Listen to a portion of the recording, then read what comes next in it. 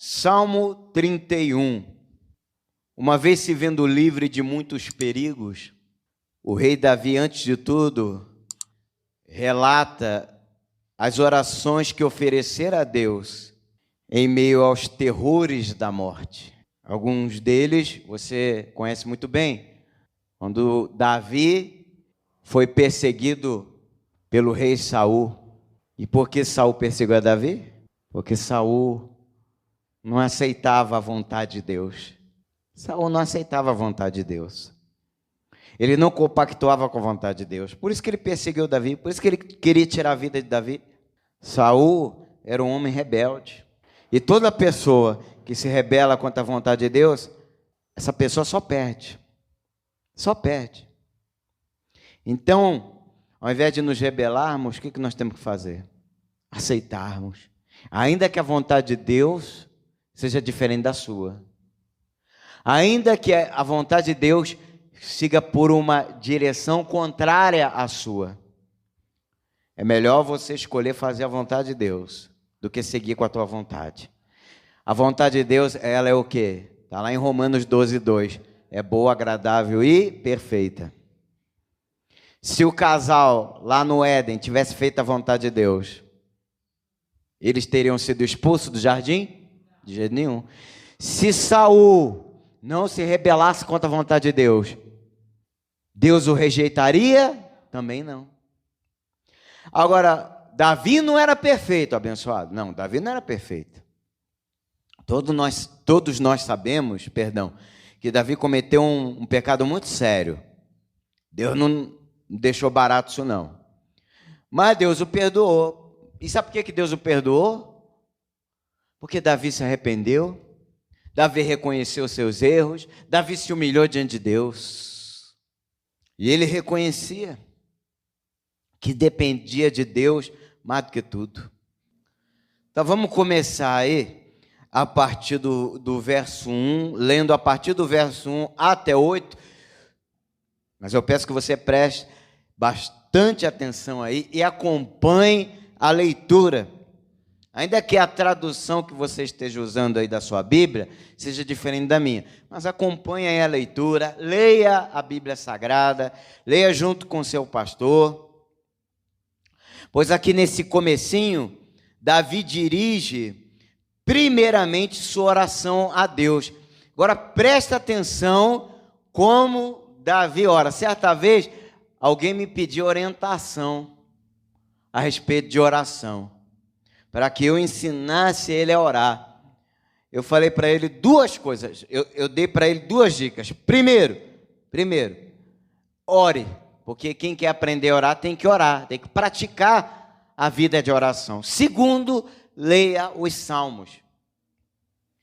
Porque se tem um livro na Bíblia Sagrada que é perfeito para nos ensinar a realizarmos as devidas orações que agradam a Deus, esse livro é o livro dos Salmos. Então preste bastante atenção aqui.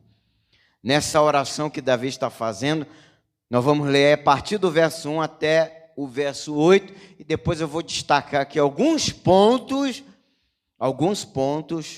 de suma importância. Em ti, Senhor, me refugio. Não seja eu jamais envergonhado. Prestar atenção aí. Livra-me por tua... Marque isso aí, por favor. Sublinhe isso. Livra-me por tua justiça. Já você vai entender o que Davi está querendo dizer aqui. Verso 2, inclina-me os teus ouvidos, livra-me depressa. Marque isso também, esse livra-me depressa, sublinhe, sabe? Faça um traçozinho embaixo aí da frase. Sê o meu castelo forte, cidadela fortíssima que me salve, porque tu és a minha rocha e a minha fortaleza. Por causa do teu nome, marque isso também, por causa do teu nome. Tu me conduzirás, marque esse conduzirás também, porque é importante. e me guiarás. Verso 4. Tirar-me-ás do laço que as ocultas me armaram, pois tu és a minha fortaleza. Nas tuas mãos, estou lendo o verso 5 agora, nas tuas mãos entrego o meu espírito. Marque o versículo 5. Tu me remiste, Senhor, Deus da verdade. Aborreces os que adoram ídolos vãos. Marque esse versículo 6 também, que nós vamos voltar a ele. Eu, porém, confio no Senhor. Verso 7. Eu me alegrarei e regozijarei na tua benignidade, pois tens visto a minha aflição. Conheceste as angústias de minha alma. Marque também aí. Conheceste as angústias da minha alma. Marque isso, por favor. Verso 8. E não me entregaste nas mãos do inimigo. Firmaste os meus pés em lugar espaçoso. Marque esse aí, espaçoso. O que é esse lugar espaçoso? Marque isso também. Abençoados, vamos orar. Pai, graças te damos, Senhor, pelas palavras dadas por teu Espírito nessa manhã. Fala aos nossos corações, nos dirija, para que compreendamos a luz da tua graça e da vontade do teu Espírito Santo, tudo que esse salmo, inspirado pelo Senhor, tem a nos dizer. Em nome do Senhor Jesus Cristo, amém. Amém. Marcaram, abençoado. Graças a Deus. Por que eu pedi para você fazer isso? Porque nós temos que não apenas ler o texto sagrado, nós precisamos estudá-lo. E é assim que se estuda. Você pega alguns pontos que chamaram a sua atenção e marque.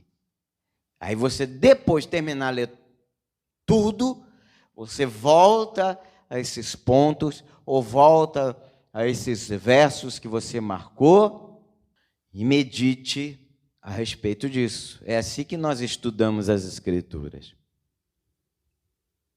É assim que nós examinamos o texto. Você não precisa parar e procurar entender aquilo ali que parecia ser incompreensível para você a princípio. Não, continue lendo, continue lendo.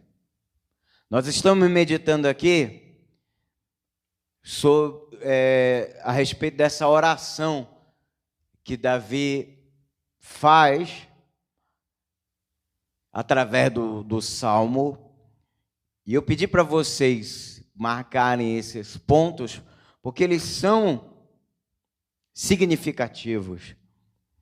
Vamos começar aí com o verso 1. Lembra? Eu pedi para você marcar esse trecho do verso 1. Livra-me por tua justiça. Por que Davi se expressa dessa maneira? Livra-me por tua justiça. Porque nós não temos justiça própria. Porque nós não merecemos absolutamente nada de Deus. A não ser o quê? A condenação. A condenação. Davi tinha ciência disso. E nós precisamos ter também. Nós precisamos ter. Uma vez, um prestador de serviço que estava trabalhando para a gente, ele estava falando lá, estava feliz, estava alegre, com os muitos serviços que ele havia conseguido. Só que, ao invés dele glorificar a Deus por tudo isso, ele fez a seguinte declaração: não, porque eu mereço. Deus sabe que eu mereço. Ele sabe que eu mereço. Aí eu olhei para ele assim, educadamente, gentilmente, falei: não, fulano, eu não vou citar aqui o nome dele para preservar a sua imagem. Não, fulano, não é dessa maneira. O que você está aprendendo aí nessa igreja que você frequenta? Eu estou aprendendo isso, que Deus só nos dá aquilo que merecemos. Falei, não. Deus nos dá todas as coisas por amor, por graça. Aí eu citei para ele Efésios, capítulo 2, versículo 8. Pastor, mas lá não fala de salvação? A salvação realmente é por graça. Veja bem, abençoado, salvação no grego não remete só à salvação eterna do nosso espírito, a qual o Senhor Jesus nos garantiu mediante aquilo que Ele fez na cruz do Calvário. A salvação que ele nos deu é uma salvação completa, é salvação total. Remete também ao quê? Remete à família, à saúde, a livramentos. Vocês entendem isso? Estão compreendendo? Então, tudo que Deus faz, você vê, Davi começa a sua oração declarando que Deus é o refúgio dele, Deus é o seu refúgio. Ou seja, por mais que ele fosse rei, que ele tivesse um exército poderosíssimo, por mais que Davi tivesse o quê? Riquezas, ele não se garantia única e exclusivamente nessas coisas. Ele estava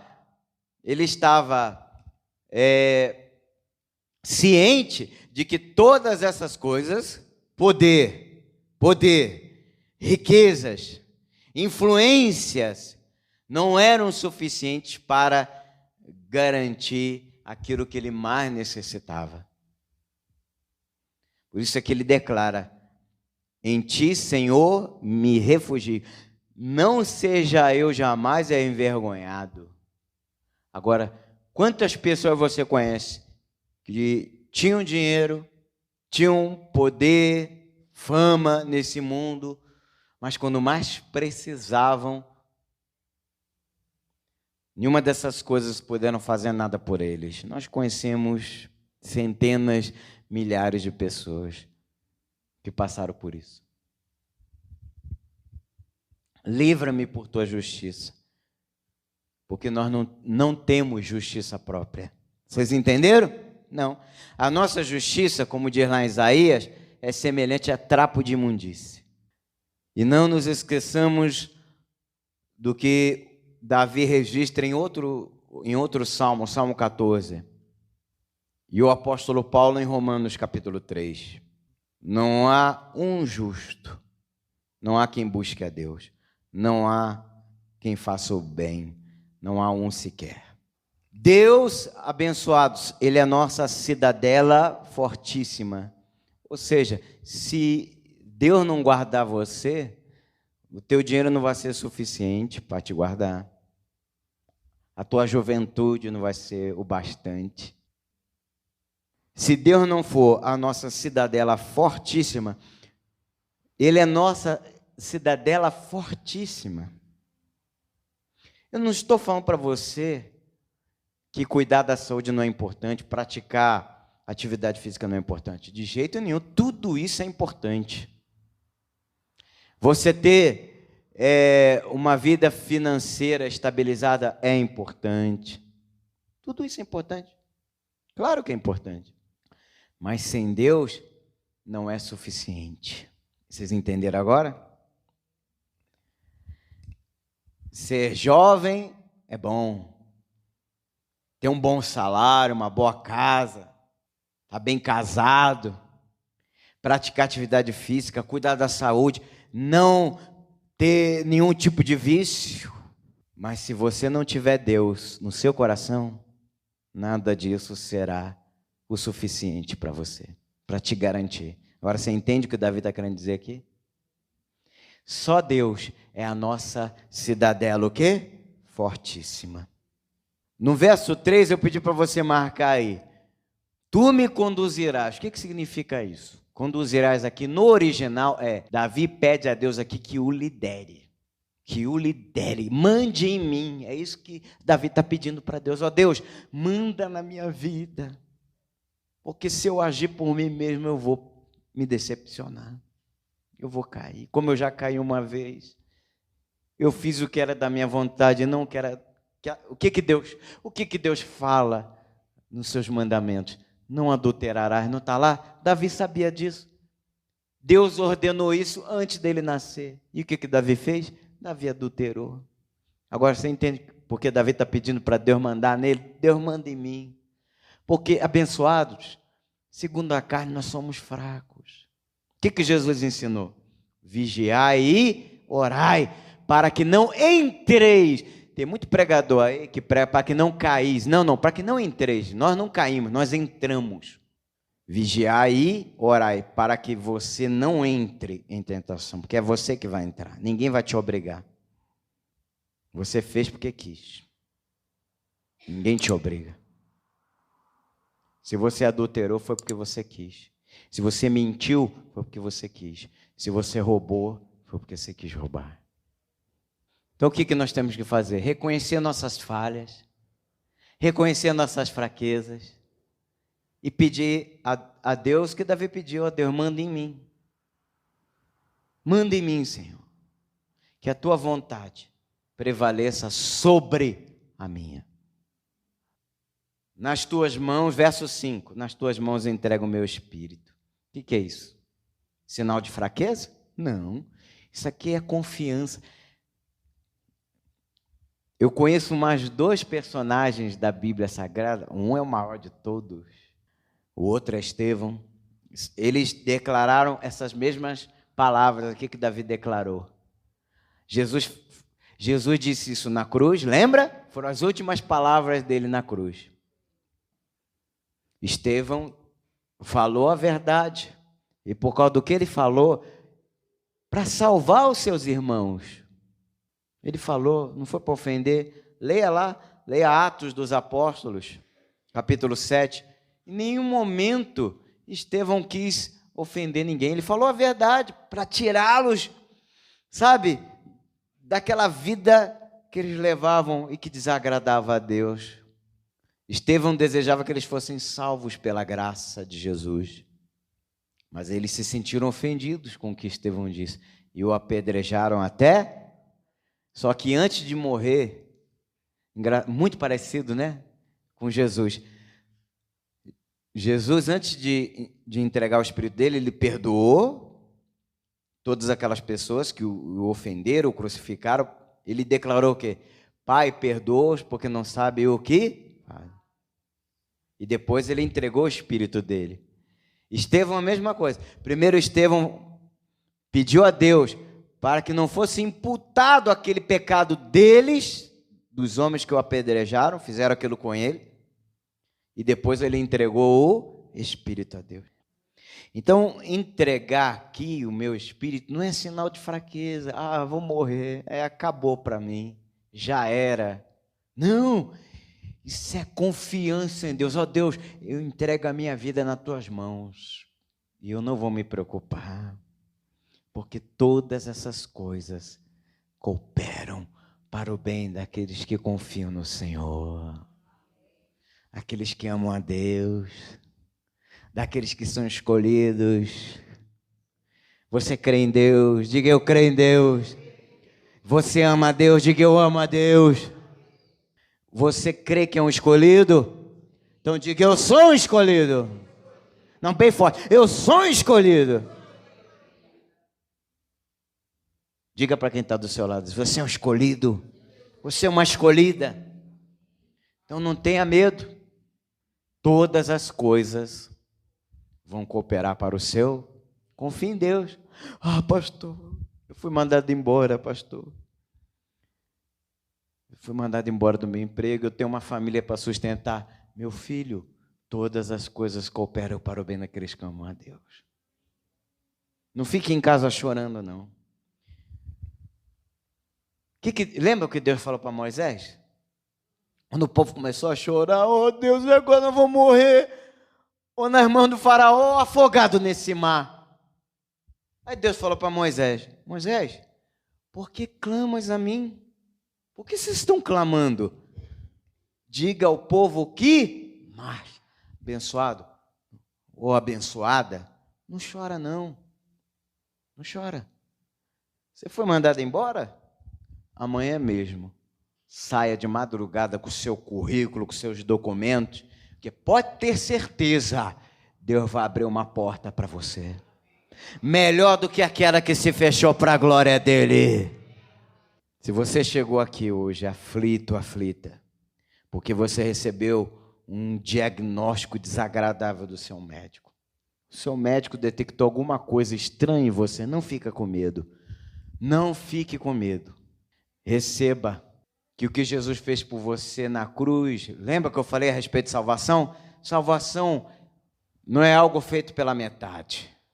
Não, Senhor. A salvação que Ele nos deu é completa, é total. Abrange todas as nossas carências. É claro, a nossa carência é maior espiritual, mas nós temos outras carências. E você acha que Deus não sabe disso? Ele sabe disso melhor do que eu e você, abençoado. Ele sabe. Foi isso que Ele falou. O vosso Pai sabe que necessitais de todas elas. Ele não falou isso? No Sermão do Monte, está lá em Mateus 6.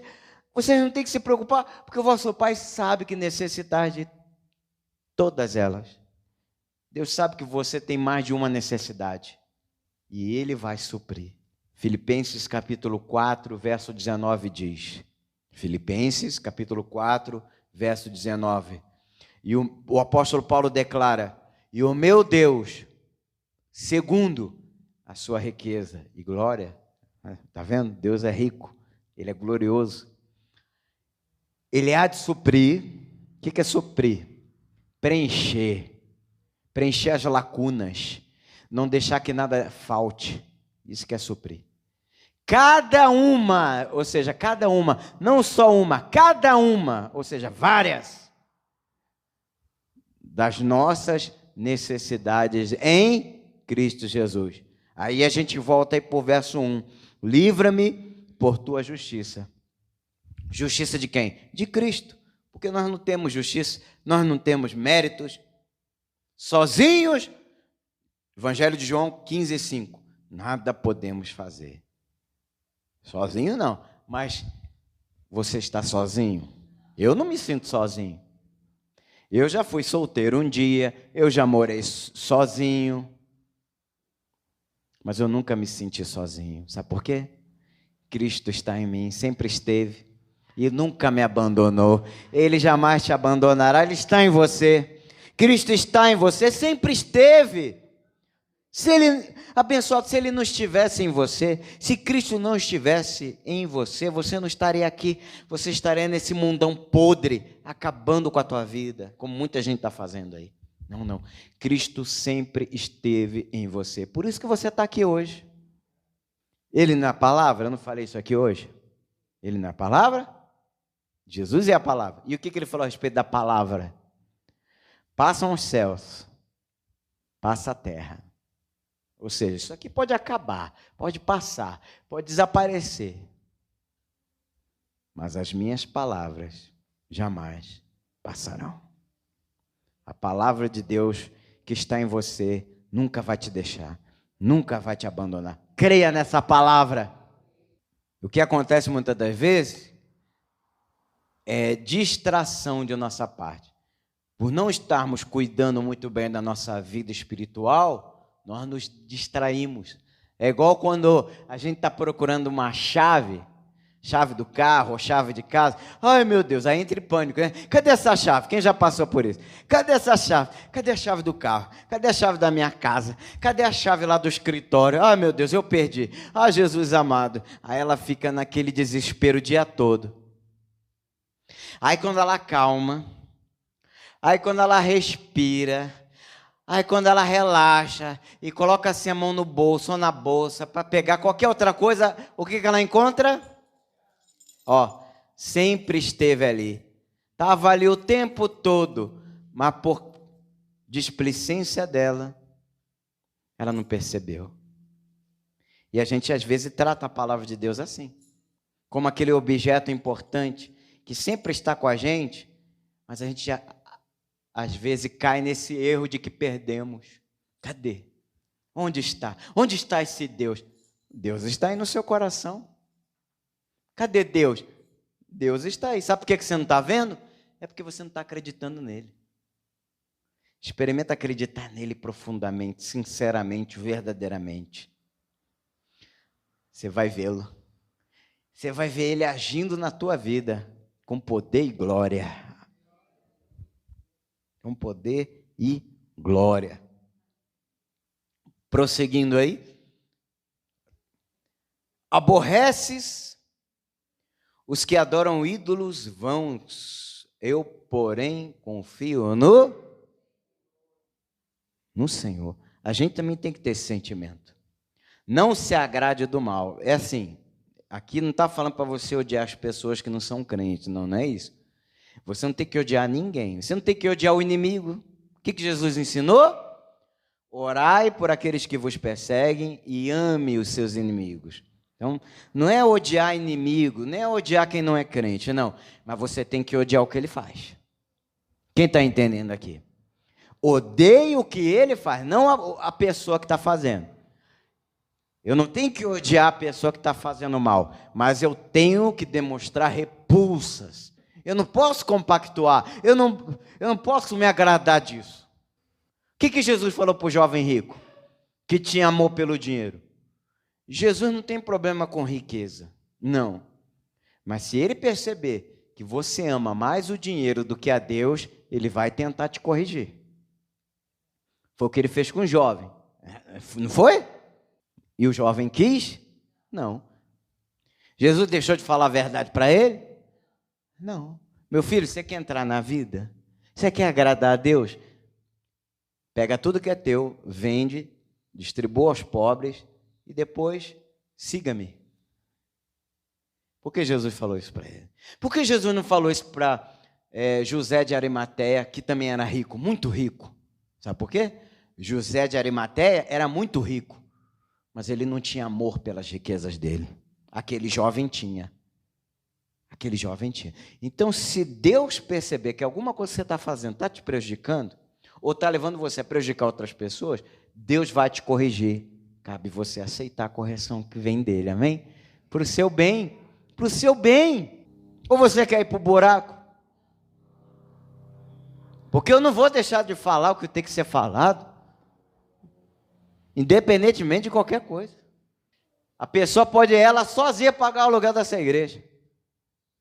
Se eu precisar, se houver necessidade de eu corrigir essa pessoa, eu vou corrigir. Em Cristo Jesus, com educação, não com grosseria, não, de jeito nenhum. Jesus não foi grosso com o rapaz. Como eu nunca vou ser grosso com ninguém aqui. Pastor não tem que ser grosso. E Jesus falou o quê? O bom pastor, ele ama as ovelhas. E o que é amor? Amor é ver o bem da pessoa.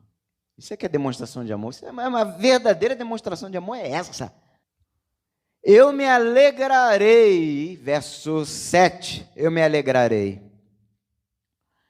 e regozijarei na benignidade do Senhor, pois tem visto a minha aflição, conheceste a angústia da minha alma, tem visto a minha aflição, ou seja, Deus leva em consideração. Lembra que eu pedi para marcar isso aí? O que quer dizer isso? Isso é muito forte. No original, significa que Deus, ele considera o que a gente passa. Você acha que não? Ah, Deus considera, abençoado. Deus é bom. Verso 8, para terminar. E não me entregaste nas mãos do inimigo, firmaste os meus pés em lugares. O que é esse lugar espaçoso? Eu pedi para você marcar isso também, né? Sabe o que é esse lugar espaçoso? Lugar seguro. Olha que maravilha. Pode vir um problema que for. Não tenha medo. Aquele que está com Deus está no lugar seguro. Você já está. Se você está em Deus, você está no lugar seguro. Não precisa se preocupar. Curvem a cabeça. Nosso Deus e nosso Pai, obrigado, Senhor, por essas palavras.